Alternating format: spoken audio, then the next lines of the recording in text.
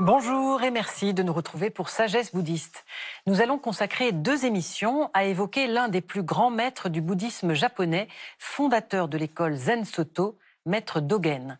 Nombreux sont ceux qui connaissent son nom et l'immense postérité de ses enseignements, mais pourtant on ne sait pas grand-chose de la vie de ce moine du XIIIe siècle. Grâce à la parution très récente d'une biographie inédite en langue française, nous allons découvrir qui fut le fondateur du Zen Soto, de quelle famille était-il, pourquoi et comment a-t-il cherché la voie, puis de quelle façon l'a-t-il enseigné une fois revenu au Japon. Autant de questions que nous allons poser à nos invités, les éditeurs de cette biographie, qui sont aussi enseignants du Dharma dans la tradition Zen Soto, Brigitte Seijo-Crépon et Pierre Dokan-Crépon, que nous avons le grand plaisir et honneur de recevoir pour la première fois ensemble sur ce plateau. Bonjour. Bonjour. Brigitte et Pierre, donc c'est en pratiquant ensemble à la Gendronnière, auprès de Maître Deshimaru, que vous vous êtes rencontrés il y a une 40aine d'années. Vous vous êtes mariés, vous avez fondé le temple Kokaiji à Vannes, en Bretagne, que vous dirigez ensemble. Vous y enseignez le Dharma. Vous êtes aussi éditeur, donc spécialisé dans le bouddhisme. Et puis, vous avez publié récemment la biographie de Maître Dogen, sous une forme inédite, puisqu'il s'agit d'un manga, donc ouvert à tous les publics.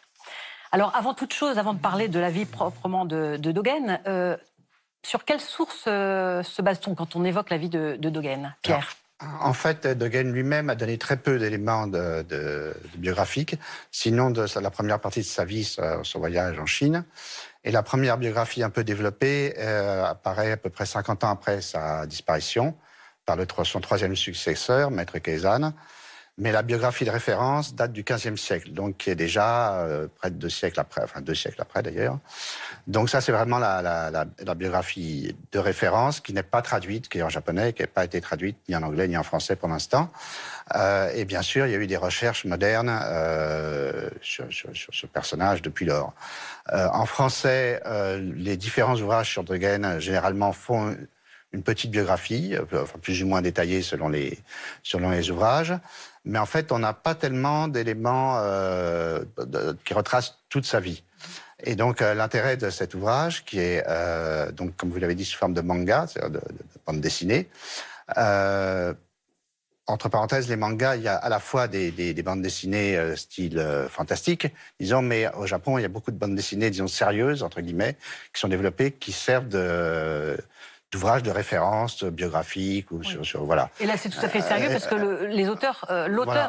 est moine. Voilà, l'auteur est moine, le scénariste est moine spécialiste de Dogen, donc il a accès aux sources. Et l'enseignement pour lui, enfin c'est pas un universitaire, donc voilà, il parle de l'enseignement, on sent que ça vient du cœur. Et le dessinateur est un mangaka, c'est un dessinateur de manga très très réputé. Ils ont effectivement l'un et l'autre sélectionné les grands moments clés que nous allons découvrir ensemble de la vie de Dogen. Alors, à commencer par sa naissance, peut-être Brigitte Crépon, vous pouvez nous dire quelques mots? Oui, alors il vient du milieu de la haute aristocratie japonaise. Son père a été régent de 7 empereurs, donc une famille de la noblesse de cour, quoi. C'est aussi une famille de lettrés. Son père est un grand lettré, certainement que ça a influencé Dogen après. C'était un grand poète. Et le nom qu'il a eu au début, quand il est né, il a eu ce nom de Manjumaru, qui est en fait Manjusri, le bodhisattva de la sagesse. Ce nom a été donné par sa mère à sa naissance. Son père est mort quand il avait l'âge de 2 ans, et donc il a été éduqué par sa mère, qui était elle aussi d'une grande famille, la famille des Fujiwara, une famille aussi proche de l'empereur. Et donc, il a toujours été dans les sphères, enfin, une famille dans les sphères du pouvoir et de la très haute aristocratie. Il est né donc au tout début du XIIIe siècle. Hein. Voilà. Que sait-on de l'époque? Alors ça, c'est une époque de transition. Donc, effectivement, lui, il fait partie du cercle impérial. Il a parenté à la famille impériale à plusieurs générations. Mais c'est l'époque où le pouvoir passe aux guerriers, aux shoguns, qui installent leur capitale à Kamakura. Et c'est une époque de guerre. C'est vraiment une période dure. Et bon, après, on verra que lui, il a une pratique très intransigeante. mais il vit dans une période vraiment intense, quoi. Troublé, Oui, très troublé. Et c'est aussi l'époque, au niveau religieux, où se constituent de nouvelles écoles bouddhiques. Alors, que sait-on de sa petite enfance Il a été élevé par sa mère, mais sa mère est décédée quand il avait l'âge de 7 ans.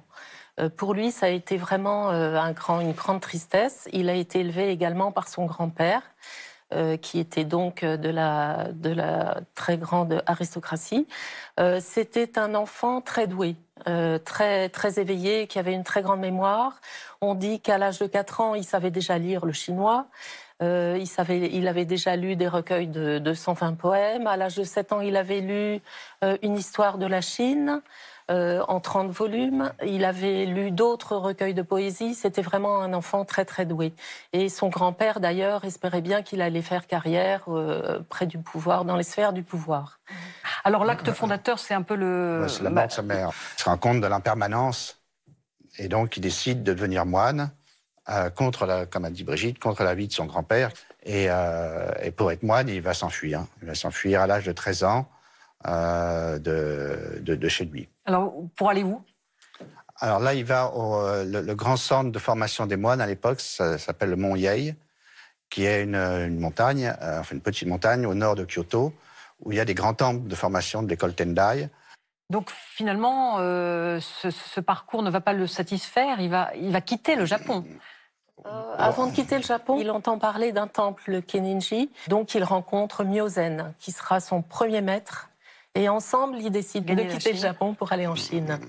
Alors, il va y faire des rencontres qui vont un peu l'amener à pratiquer différemment, comme on le sait. Notamment, il est obligé de rester sur le bateau quand ils arrivent en Chine. Il est obligé de rester sur le bateau pour des formalités administratives.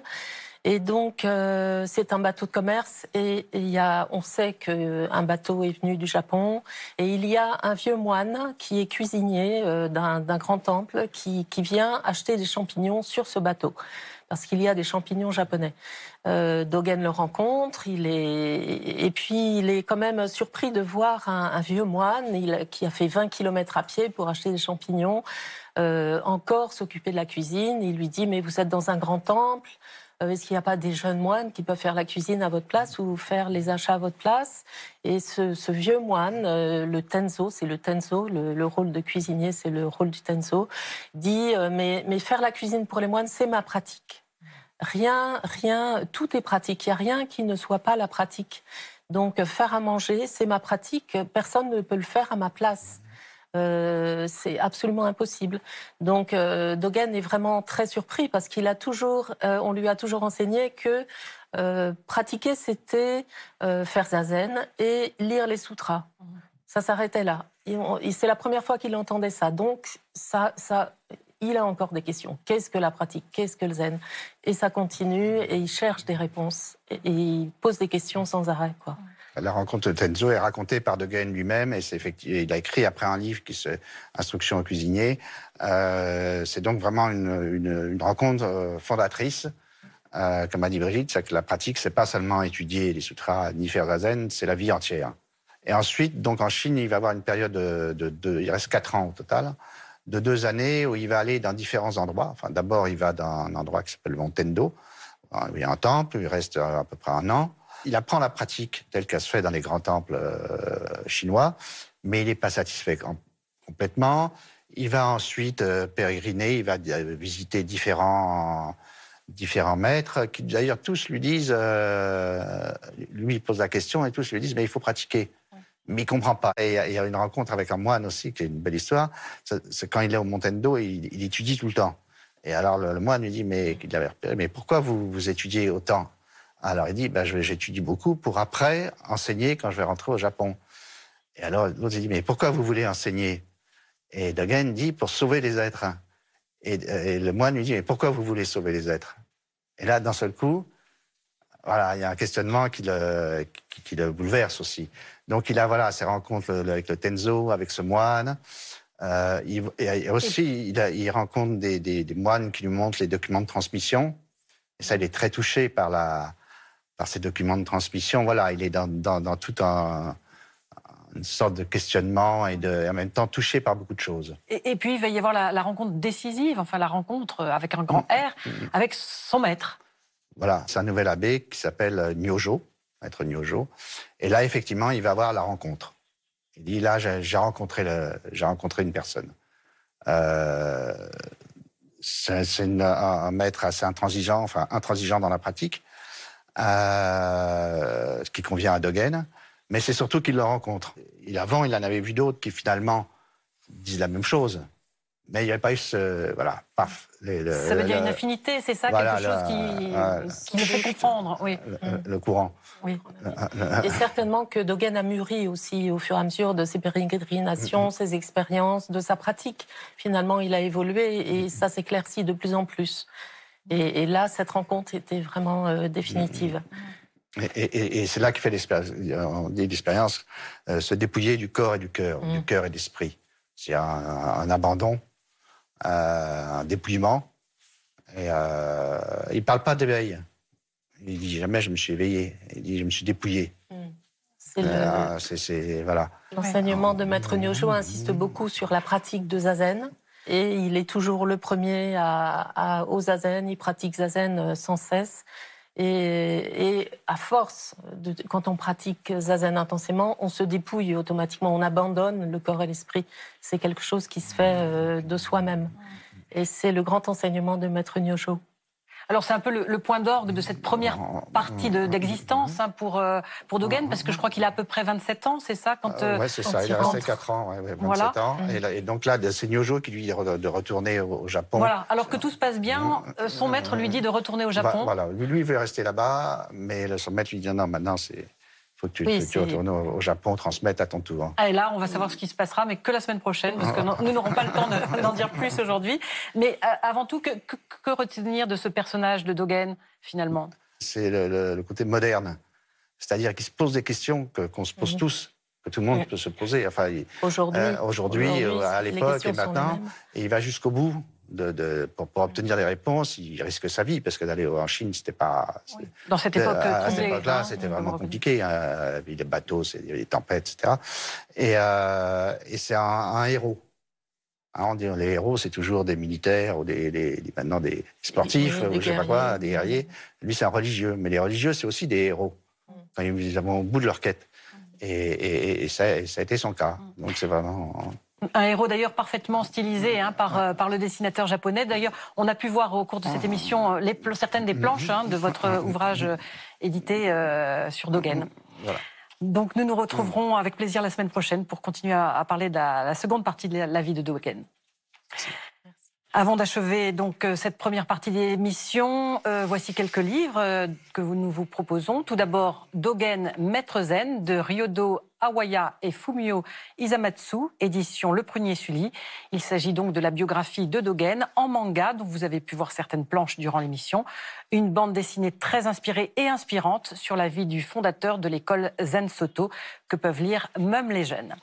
Le Shobogenzo de Maître Dogen, traduit par Yoko Orimo chez Le Prunier Sully. Cette édition intégrale bilingue a obtenu une médaille décernée par l'Académie des Belles-Lettres au meilleur ouvrage sur l'Orient. C'est un travail monumental de plusieurs années qui rend accessible aux francophones l'ouvrage de référence de Dogen. Et puis ces deux livres parus chez Gallimard, collection Folio Sagesse, de Maître Dogen, La présence au monde et les instructions aux cuisiniers zen, où l'on découvre notamment l'un des enseignements célèbres de Dogen sur la pratique au quotidien, dans tous les instants, notamment au cours d'une banale préparation de repas. Voilà, c'est donc tout pour aujourd'hui. Nous vous retrouvons dimanche prochain pour la suite de l'émission. Vous pouvez la revoir, cette première partie, durant un mois sur France TV. Très bon dimanche à tous, merci et à la semaine prochaine.